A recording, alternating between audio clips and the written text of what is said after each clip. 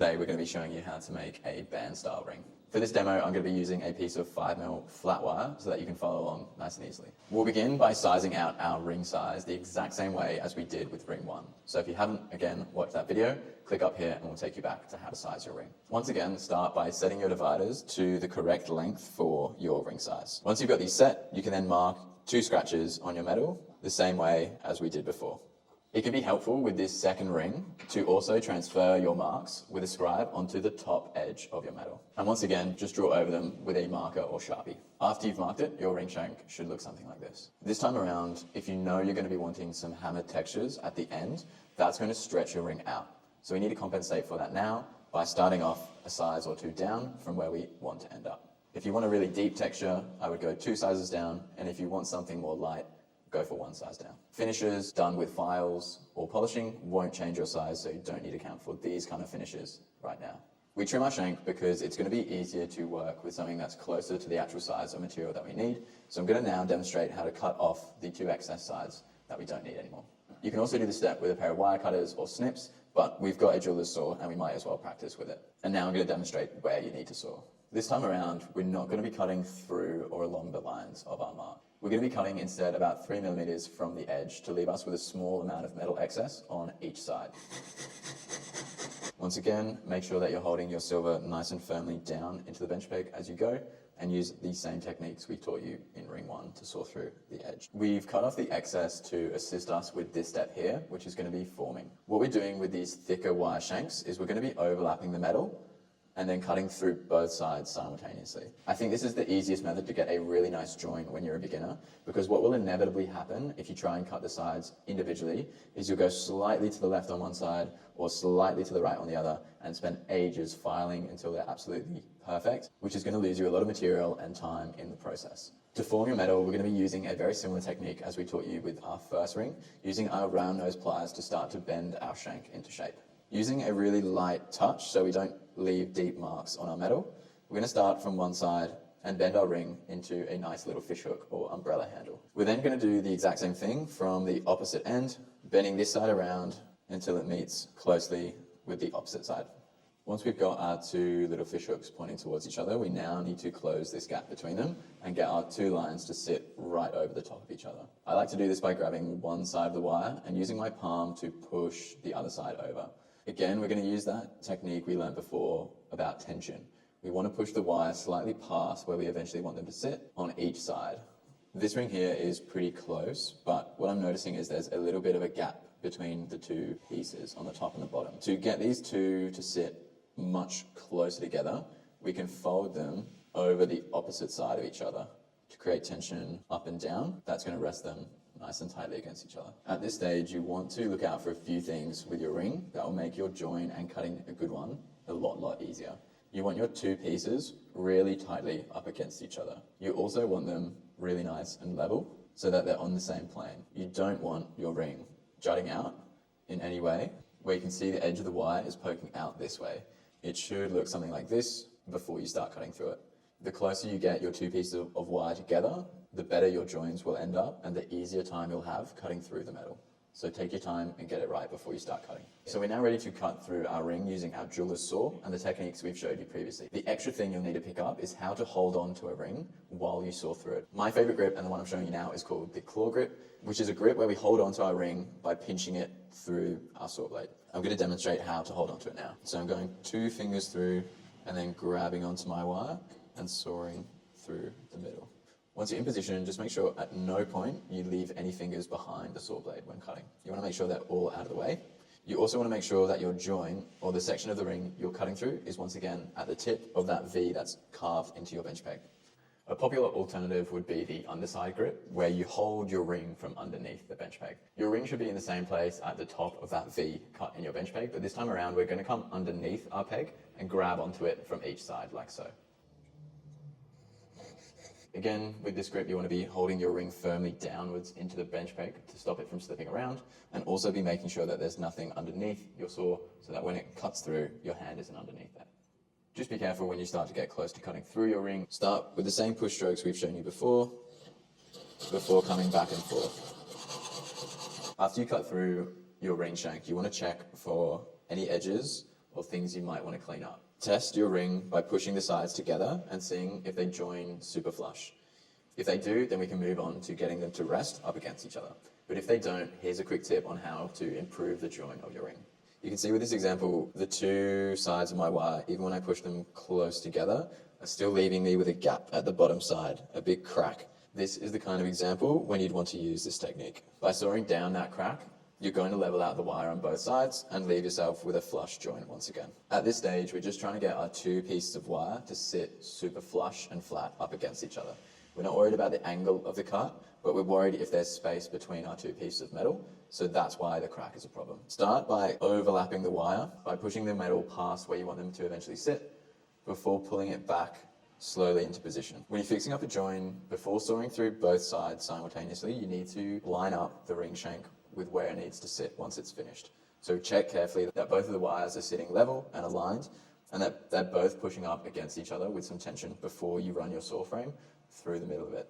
It's the exact same process, but what it's going to do is it's going to cut through the join and try to follow the original cut that you've made, removing any of that excess in the middle that's preventing it from being nice and flush. Doing that process once or twice should leave you with two really flush edges that meet up against each other really nicely. Remember, when you're cutting through the ring this time around, you're trying to follow the original cut you've made through the two pieces of wire as closely as you can, so the end result is something nice and flush like this. Once your cut is nice and flush, we're then going to line our two pieces of metal up right against each other so that we can solder our ring together. Spend lots and lots of time lining the two ends of your wire up together nice and flush. Remember, we're not trying to make our ring round just yet. We're just trying to get our two sides to sit as flush against each other as we can. Ideally, they're also going to be nice and level, so they're not at an angle with each other. Run your finger across the seam on all four sides of your ring to feel out for any big cracks or gaps. If it feels nice and smooth, you should be ready to move on. The more time you spend obsessing over the ring join prior to soldering, the easier every next step is going to be. Once the join of your ring is flush on every angle, we're then ready to solder the join together. Your ring join should look something like this prior to soldering. Start once again with the ring you're soldering right in the middle of your soldering board and give it a bit of breathing room around your workspace. Then add a chip of the solder underneath the join of your ring so that the ring join rests over the top of it. Then put a couple of droplets of flux over your join to allow your solder to flow. And repeat the same process as we went through before. So open gas valve on your torch all the way and press the trigger on the back to ignite the flame. Once again, when we're soldering, it's really key to reach an even temperature with our entire piece. The solder is going to flow to the hottest part, so with these bigger rings, I recommend starting at the back side of the band, tracing the edges of the metal with your flame until they start to change color. You can then bring the torch around the entire ring, going in small, slow circles to let the metal heat up. Once we get close to the melting temperature of our solder, we'll want to focus on the front side of our ring to help the solder flow evenly into our join. When the solder reaches its melting temperature, it should shoot up your join, sealing your ring, and your ring in turn should fall level with your board. You'll see it in real time as you do it yourselves at home. Once you see this, apply a little bit more heat evenly to each side of the join to make sure the flux covers both sides nice and evenly. Then cool your ring down once again with your pliers into your cup of water. After your ring's cooled down, we want to do what's called the pull test. This is essentially testing the strength of our join by grabbing either side of the cold ring and trying to rip it open with our hands. If we pass the pull test, we can then move on to the next step. We can then round our rings out on our ring mandrel. You'll notice they have the Australian and UK ring sizes written down it from top to bottom. To start, simply put your ring over the top of the mandrel and pull it down as far as you can with your fingers. Once it's not moving any further, we can then get our nylon hammer involved and start to hammer the ring nice and round. Simply roll the ring and the mandrel in your hands, same way we did for our thinner stacker rings. Once the ring is nice and round, it should drop down to the size that you're going for. You can check to make sure by looking downwards that there's no gaps between the ring and the mandrel. Once you're here, take the ring off the mandrel, flip it over, and go again from the other side to make sure that each side is nice and round. You can brace the mandrel into your stomach or sternum to give yourselves a bit more support. If your ring gets stuck onto the mandrel and you can't remove it with your fingers, place it firmly down on the table and hammer the ring off. This whole process will put a significant amount of stress on your joints, so if they break open, you'll need to repeat the soldering step once again before coming back to rounding them out. Once your ring is nice and round on both sides, try it on your finger to see if it fits. If you notice that already it's too big or too small, Click on this link here and we'll show you how to do ring resizing once again. Although it's less likely to happen with thicker band rings, you may also want to de-warp or flatten these ones too, making sure they're nice and level across the sides.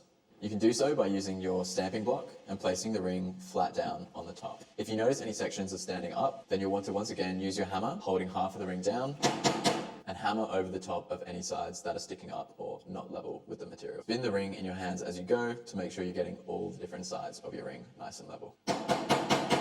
Remember to flip the ring over to the other side and repeat the same process here. Great, so we're now ready to finish our ring. To file our join, we're once again going to be using the same steps as with ring 1.